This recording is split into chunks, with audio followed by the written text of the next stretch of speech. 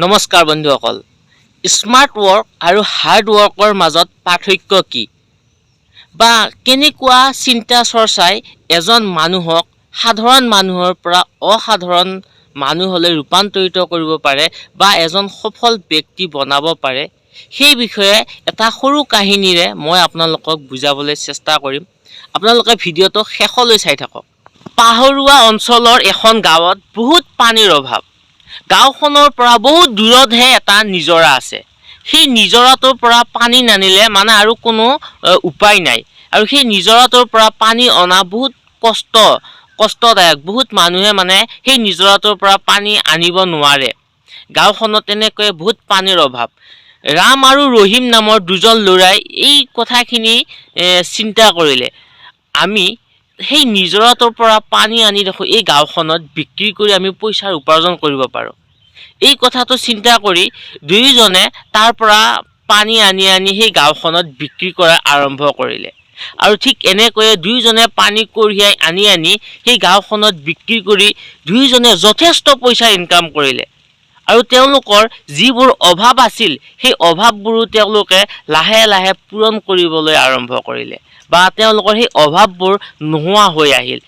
ঠিক এনেদৰে পানী কঢ়িয়াই থাকোঁতে কেইবছৰমান পিছত এদিন ৰামৰ হঠাৎ এটা বেমাৰ হয়। সেই বেমাৰ হোৱাত ৰামে মানে সেই নিজৰাটোৰ পৰা পানী আনি বিক্ৰী কৰিব নোৱাৰা হ'ল আৰু ৰামৰ ইনকামো নোহোৱা হ'ল। তেতিয়া ৰামে চিন্তা কৰিলে যে মই এনেকুৱা এটা কাম কৰিব লাগিব, যিটো কামে মোক শুই থাকিলেও পইচা ইনকাম কৰি দিব পাৰে বা মই কামত নগ'লেও যাতে মোৰ ইনকামটো হৈ থাকে। ৰামে সেই কথাটো ভাবি এদিন সেই আইডিয়াটো পাই গ'ল আৰু ৰহিমক গৈ ক'লে, ৰহিম, আমি এই নিজৰাটোত দুয়ো মিলি এটা মেচিন বহাওঁ আৰু এই মেচিনৰ পৰা আমি পাইপ লাইন ফিটিং কৰোঁ আমাৰ গাঁৱলৈ। তেতিয়া আমি কম কষ্টতে আমাক যিমান পানী লাগে সিমান আমি আমাৰ গাঁৱতে পাম। মানুহক যিমান পানী লাগে আমি সিমান কম দামতে বিক্ৰী কৰিব পাৰিম আৰু আমাৰ কম কষ্টতে আমি পইচাৰো উপাৰ্জন কৰিব পাৰিম। ৰামৰ এই আইডিয়াটোত ৰহিমৰ পচন্দ নহ'ল আৰু ৰহিমে ক'লে, না বাবা, না, মোৰ লগত ইমান পইচা নাই, কাৰণ মেচিন কিনোতে পইচা লাগিল, পাইপ কিনোতে পইচা লাগিল, বনাওঁতে পইচা লাগিল। মোৰ ওচৰত ইমান পইচাও নাই আৰু মই ইমান মানে ডাঙৰ ৰিস্কৰ কাম মই কৰিব নিবিচাৰোঁ। মই ডেইলি পানী লৈ যাম, ডেইলি বিক্ৰী কৰিম, মোৰ ইমানেই যথেষ্ট।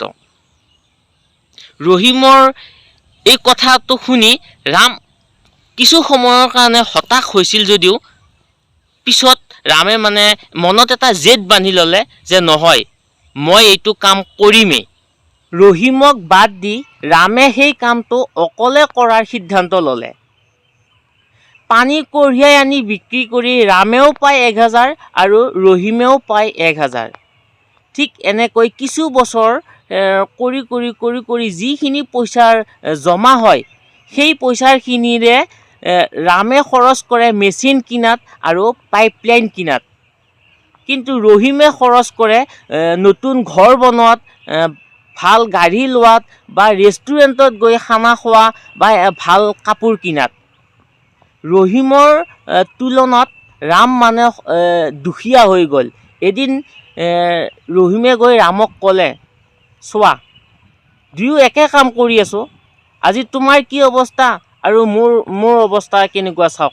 মোৰ দামী গাড়ী বা মই কি ধুনীয়া ঘৰ বনালোঁ আৰু তুমি একোৱে কৰিব পৰা নাই। সেইবাবে মই কৈছিলোঁ যে এইটো কাম কৰিব নালাগে। তেতিয়া ৰামে ৰহিমক ক'লে, ৰহিম, মই যিটো বুজি পাইছোঁ তুমি আজিও সেইটো বুজি পোৱা নাই।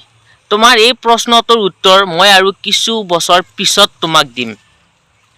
দিন ৰাত একাকাৰ কৰি কষ্ট কৰি পইচাৰ খৰচ কৰি উপাৰ্জন কৰা পইচাখিনি অন্য কামত নলগাই কেৱল পাইপ লাইন আৰু মেচিনত খৰচ কৰি কেইবছৰমান পিছতে ৰামে নিজৰাৰ পৰা গাঁৱলৈ পাইপ লাইন কমপ্লিট কৰি উলিয়ালে। আৰু এতিয়া ৰহিমৰ দৰে ৰামে মানে নিজৰালৈকে পানী আনিব যাব নালাগে। ঘৰৰ ওচৰৰ চকতে ৰহিমে পূৰা সেই পাইপ লাইনত টেপ ফিটিং কৰি দিছে।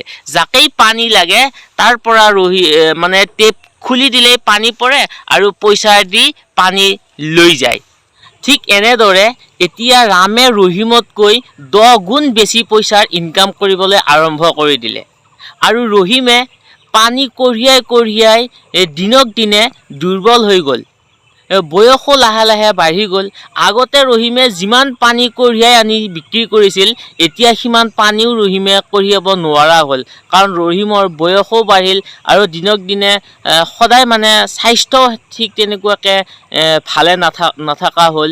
ঠিক এনেকুৱাকৈ গৈ গৈ ৰহিমৰ যিটো ইনকাম আছিল সেইটো দিনক দিনে কমি গৈ এদিন ৰহিমৰ ইনকাম নোহোৱা হৈ গ'ল আৰু ৰামৰ ইনকাম দিনক দিনে বাঢ়ি গৈ থাকিল, কাৰণ ৰামে প্ৰত্যেকটো চকে চকে সেই পাইপলাইন ফিটিং কৰি দিলে আৰু প্ৰত্যেকটো সেই চকতে এজন এজন মানুহক ৰাখি দিলে। এতিয়া ৰাম ঘৰত শুই থাকিলেও পইচা পায়, বিদেশত ফুৰিব গ'লেও পইচা পায়। ৰামে ক'ৰবাত ৰেষ্টুৰেণ্টত খানা খাই থাকিলেও ৰামৰ পইচা ইনকাম হৈ থাকে। এনি টাইম ৰামৰ পইচা ইনকাম হৈ থাকে। বন্ধুসকল, এয়াই আছিল হাৰ্ড ৱৰ্ক বা স্মাৰ্ট ৱৰ্কৰ পাৰ্থক্য বা উন্নত চিন্তাধাৰাৰ ফল। ভিডিঅ'টো শেষলৈ চাই থকাৰ বাবে ধন্যবাদ।